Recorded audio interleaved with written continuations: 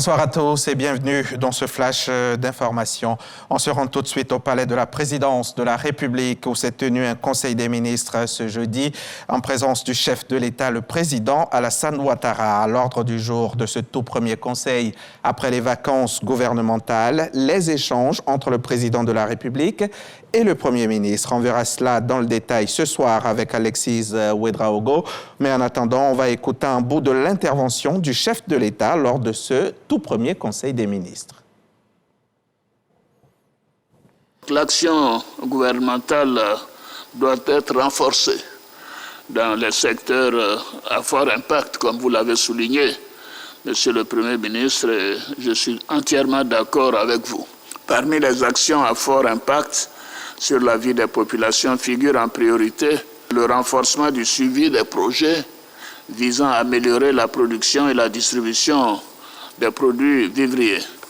Je me félicite de tout ce qui a été fait ces derniers temps et notamment j'ai noté que la récente mesure d'interdiction d'exportation de certains produits vivriers nous a démontré que nous devons mettre l'accent sur la conservation, le stockage, la transformation, mais aussi le système d'information autour donc de la commercialisation et de l'acheminement des produits vivriers.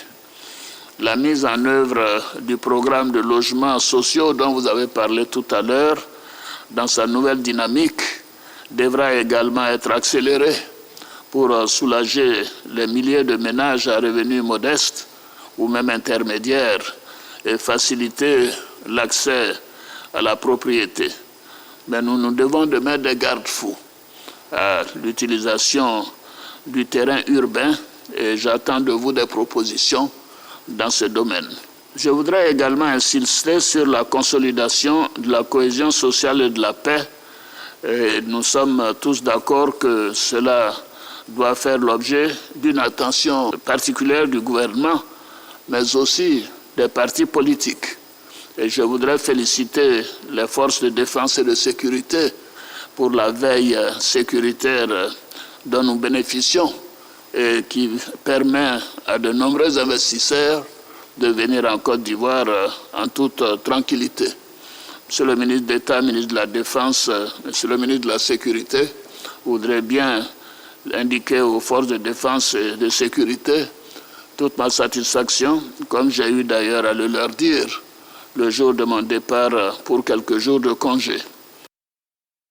La conférence ministérielle africaine sur l'environnement se tient à Abidjan, c'est jeudi 5 et vendredi 6 septembre. C'est une réunion qui vise à harmoniser les positions des gouvernants en vue de la COP29 qui se tiendra à Bakou. C'est en Azerbaïdjan en novembre prochain. En parallèle, une centaine d'organisations de la société civile lancent la caravane des citoyens africains pour la justice climatique qui a pour objectif de mener des activités dans 25 pays avant la COP29 pour sensibiliser, notamment sur les exigences des militants de la société civile du continent en matière de finances climatique.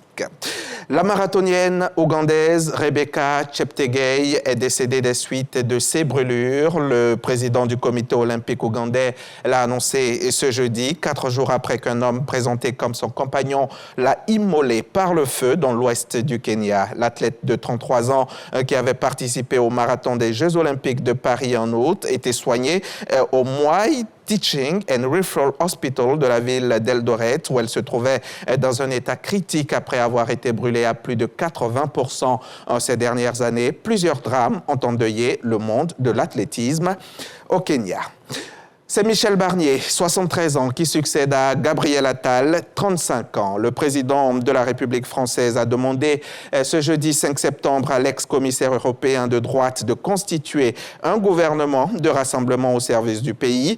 Et 60 jours après le résultat des élections législatives et après des semaines de flou politique, il est une figure politique avec une identité à la fois européenne et conservatrice qui ne devrait braquer ni l'aile gauche du camp présidentiel, ni les républicains républicains, dit le Rassemblement national, arbitre assumé d'une nomination penchant à droite. Le nouveau Premier ministre va donc devoir trouver une équipe pour gouverner susceptible d'échapper à la censure parlementaire. Quelles personnalités politiques et issues de quel parti seront désignées? Ce sera la suite du feuilleton politique actuel. Fin de ce flash, rendez-vous tout à l'heure à 20h pour le point complet de l'actualité.